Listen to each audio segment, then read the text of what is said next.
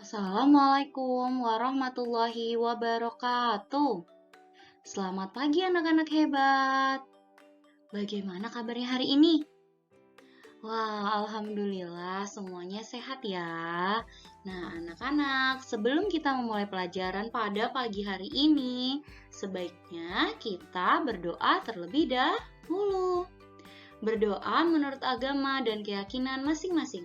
Berdoa dimulai. Berdoa selesai.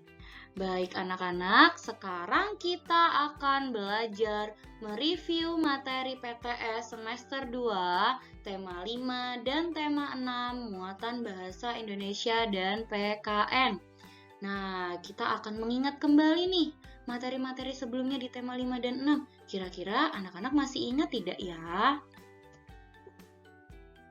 Nah, yang pertama kita akan belajar tentang bahasa Indonesia. Apa saja sih yang akan kita pelajari? Yang pertama, kita akan belajar mengenai ungkapan-ungkapan. Nah, kemarin kita sudah belajar ungkapan pujian, ungkapan permintaan maaf, ungkapan ajakan, ungkapan petunjuk, ungkapan perintah, dan ungkapan pemberitahuan. Selanjutnya, kita juga sudah mempelajari tentang puisi dan syair lagu atau lirik lagu. Kita sudah mengetahui judul-judul puisi dan lagu. Kita juga sudah mengetahui siapa pencipta puisi dan lagu. Dan kita juga sudah mengetahui isi cerita di dalam puisi atau lagu tersebut. Nah, kita mulai dari ungkapan pujian. Kira-kira masih ingat gak ya dengan ungkapan pujian? Ungkapan pujian ini apa sih? Ungkapan pujian ini yaitu memuji. Memuji berarti kamu menyukai sesuatu yang dilakukan oleh orang lain. Ucapan pujian ini dapat membuat orang lain merasa senang. Nah, anak-anak pasti senang ya jika dipuji dengan orang lain ya. Kemudian, menanggapi pujian dari orang lain bisa dengan mengucapkan terima kasih. Jika kita dipuji dengan teman kita, maka kita bisa menanggapinya dengan terima kasih. Seperti itu. Contohnya, wah, suaramu merdu sekali, Dayu. Bagus sekali gambaranmu, Beni. Nah, sekarang perhatikan percakapan di bawah ini. Ada percakapan Franda dan Brinet. Franda, rambut kamu bagus sekali, Brinet. Brinet menanggapinya, terima kasih Franda, rambutmu juga bagus. Seperti itu. Kemudian, Zaki, wah, indah sekali karya kolasemu, Fisko. Fisko menanggapinya, terima kasih Zaki, karya kolasemu juga indah. Seperti ini. Selanjutnya ada ungkapan permintaan maaf. Ungkapan permintaan maaf dapat dikatakan ketika melakukan kesalahan, tidak sengaja menginjak kaki teman, tidak sengaja menjatuhkan buku teman, kemudian tidak sengaja mencoret tulisan teman atau gambaran teman, seperti itu. Kemudian menolak ajakan seseorang. Misalkan kamu diajak dengan temanmu untuk bermain, tetapi tidak diizinkan dengan orang tuamu. Nah, kamu bisa menolak ajakan temanmu itu dengan mengucapkan permintaan maaf. Nah, ketika meminta maaf, katakanlah dengan sungguh-sungguh, dengan baik. Setelah meminta maaf, sebaiknya kamu tidak mengulangi kesalahanmu lagi. Jika orang lain meminta maaf, kamu sebaiknya memaafkannya. Contoh kalimat permintaan maaf. Di sini ada kalimat, perhatikan kalimatnya. Sheila ingin mengajak Thea ke perpustakaan bersama, tetapi Thea tidak bisa karena harus menyelesaikan tugasnya. Ungkapan yang seharusnya dikatakan Thea adalah, iya, maaf Sheila, aku tidak bisa ke perpustakaan bersamamu karena aku harus menyelesaikan tugasku dahulu. Jadi, Thea menolak ajakan Sheila dengan baik, dengan sopan, dengan meminta maaf. Selanjutnya ada ungkapan ajakan. Mengajak artinya meminta orang lain untuk ikut melakukan sesuatu bersama-sama. Kamu tidak boleh mengajak seseorang dengan cara memaksa, dipaksa-paksa, tidak boleh ya. Ketika diajak, kamu dapat memberikan tanggapan. Tanggapan itu bisa setuju atau tidak setuju. Jika kamu tidak setuju, ucapkan dengan ucapan yang sopan dan meminta maaf. Kata-kata yang selalu muncul dalam ungkapan ajakan biasanya ada kata ayo, mari, yuk. Contohnya, Danun, ayo kita bermain bola bersama. Ada kata ayo, berarti merupakan ungkapan ajakan. Latifa, mari ke perpustakaan bersama. Game, menyapu kelas bersama yuk. Ayo Sharma, kita membersihkan kaca kelas. Nah, kemudian sekarang ada ungkapan petunjuk. Ungkapan petunjuk berisi tentang cara melakukan sesuatu. Cara membaca petunjuk dapat dilihat melalui urutan-urutan gambar atau tulisannya. Contoh, ada petunjuk cara menjemur pakaian. Pertama, baju diperas, lalu baju dikibaskan. Kemudian baju dibalik agar warna tidak pudar. Langkah selanjutnya, baju dijemur di bawah sinar matahari.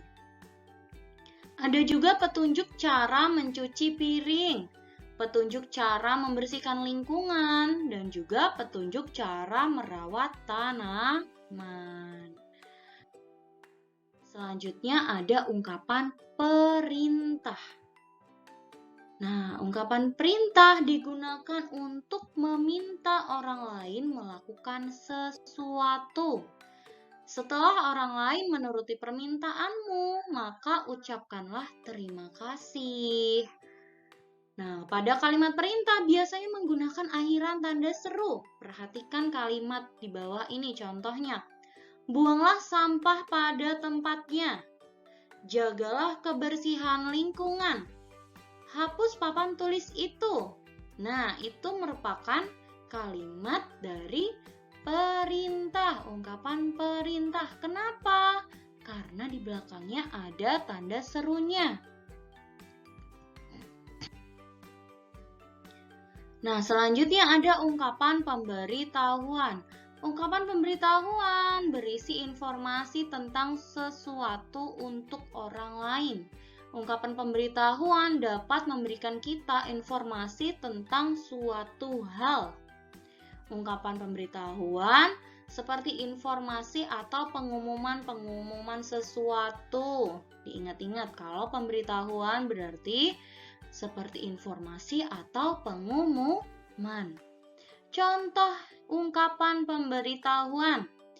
Pemberitahuan kerja bakti di sekolah. Anak-anak, hari Jumat kita akan melakukan kerja bakti. Nah, seperti itu. Pemberitahuan libur sekolah. Tanggal 28 Februari, kita akan libur sekolah. Pemberitahuan tentang pembagian rapot. Anak-anak, hari Senin depan kita akan membagi rapot.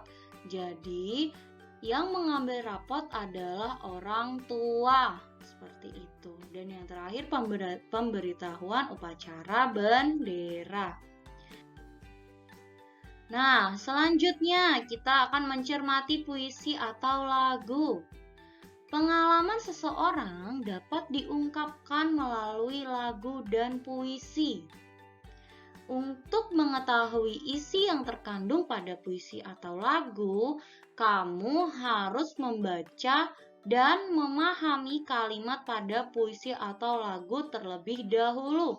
Jadi, puisi atau lagunya itu anak-anak bisa membaca membaca kalimatnya perlahan-lahan, dipahami terlebih dahulu.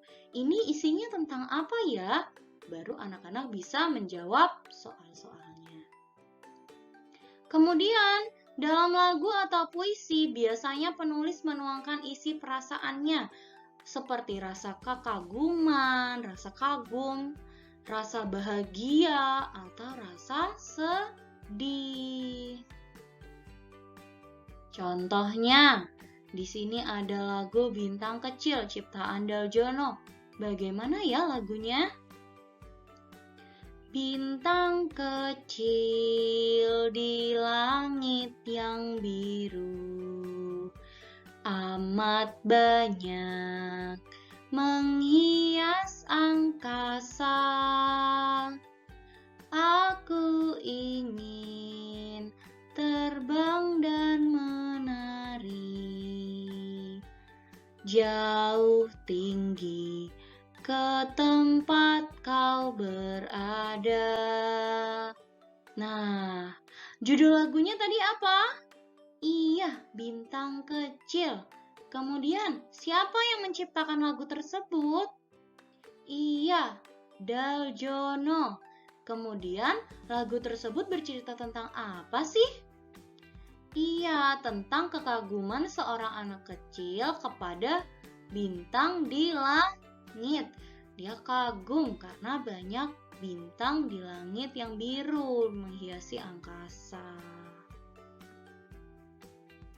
Selanjutnya kita akan mempelajari materi muatan PKN. Nah, anak-anak, di muatan PKN ini kemarin kita sudah belajar tentang sila-sila Pancasila dan pengamalannya. Pengamalan baiknya. Yang pertama, ada sila pertama, bunyinya ketuhanan yang Maha Esa. Lambangnya bintang. Pengamalannya apa ya? Iya, beribadah. Untuk yang Islam, beribadah 5 kali sehari. Untuk yang Kristen, beribadah ke gereja.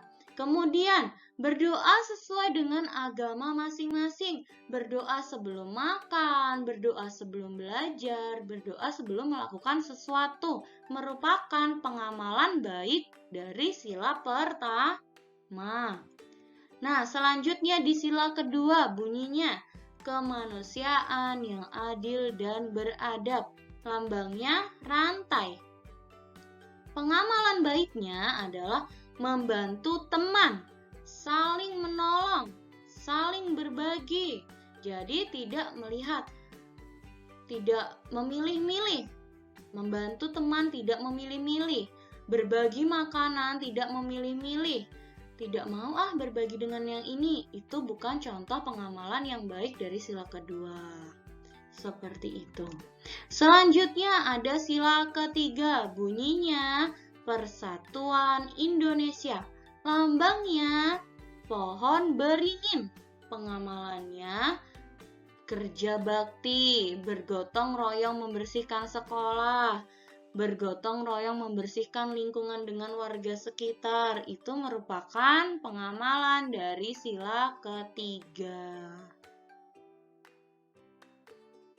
Nah, anak-anak, agar hidup kita teratur, maka kita harus mematuhi dan menaati aturan-aturan yang berlaku.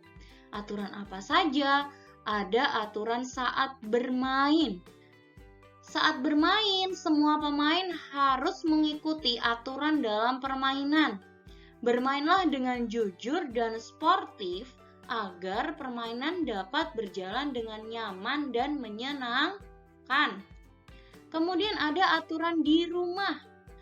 Contohnya, setelah pulang sekolah, anak-anak meletakkan kembali sepatu di rak sepatu.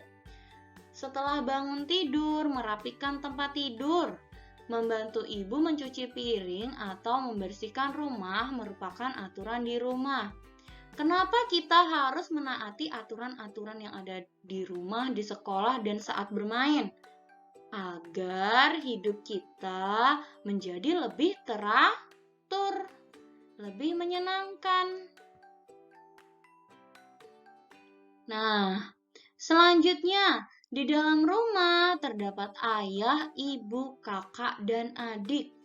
Walaupun kita tinggal bersama, kegemaran kita pasti berbeda-beda. Biarpun berbeda-beda, kita harus tetap saling menghargai. Contoh, makanan kesukaan keluarga Nina. Ibu Nina suka nasi goreng. Ayah Nina suka ikan bakar. Kakak Nina suka nasi kuning. Adik Nina suka gado-gado. Semua makanan keluarga Nina berbeda-beda, tetapi mereka tetap saling menghargai. Nah, begitu juga dengan anak-anak. Walaupun kegemaran anak-anak, misalkan ayah suka bermain bola, ibu suka bermain bulu tangkis, adik suka bermain sepeda, dan kakak suka jogging, kegemarannya semua kan berbeda-beda, tetapi semuanya tetap saling menghargai, tidak saling menjelek-jelekkan satu sama lain. Nah, jika suatu saat keluarga Nina ini ke warung dan memesan makanan, tetapi makanan kesukaan kakak tidak ada. Nih, makanan kesukaan kakak tadi apa? Nasi kuning. Di warungnya tidak ada nasi kuning. Maka kakak tidak perlu menangis dan marah-marah. Kakak bisa memesan makanan lain untuk menghargai ayah dan ibu. Jadi tidak perlu nangis, tidak perlu marah-marah. Karena kakak bisa memesan makanan yang lain. Selanjutnya, saat membersihkan kelas, anak-anak membagi tugas agar kelas segera bersih. Dengan bekerja sama, maka pekerjaan yang berat akan menjadi ringan dan cepat selesai. Diingat-ingat, dengan bekerja sama, maka semua pekerjaan yang awalnya berat, yang awalnya banyak, akan menjadi ringan dan cepat selesainya. Kemudian, menjaga kebersihan lingkungan sekolah merupakan tanggung jawab semua warga sekolah. Lalu, menjaga kebersihan lingkungan sekitar merupakan tanggung jawab siapa? Iya, merupakan tanggung jawab semua warga sekitar. Nah, lingkungan sekitar harus tetap dijaga kebersihannya agar terhindar dari berbagai macam penyakit. Karena lingkungan kotor akan menjadi sarang nyamuk dan sarang lalat. Kalau banyak nyamuk, banyak lalat, jadi bisa banyak penyakit di lingkungannya. Bagaimana cara menjaga lingkungan sekitar agar terhindar dari penyakit? Nah, bagaimana ya kira-kira? Iya, membersihkan selokan dan membuang sampah di tempat sampah. Nih, jadi selokan dibersihkan agar tidak terjadi banjir. Sampah-sampah yang ada di selokan dibuang di tempat sampah agar tidak terjadi penyumbatan pada selokan. Kemudian, tidak membuang sampah di selokan-selokan itu bisa mengurangi terjadinya penyakit, terjadinya banjir. Nah, sekian dari pembelajaran pada pagi hari ini. Semoga anak-anak bisa lancar mengerjakan PTS nanti. Jangan lupa sebelum mengerjakan PTS, anak-anak berdoa terlebih dahulu agar dapat mengerjakan dengan lancar. Sekian dari Bu Nadia. Wassalamualaikum warahmatullahi wabarakatuh. Sampai jumpa lagi. Dadah.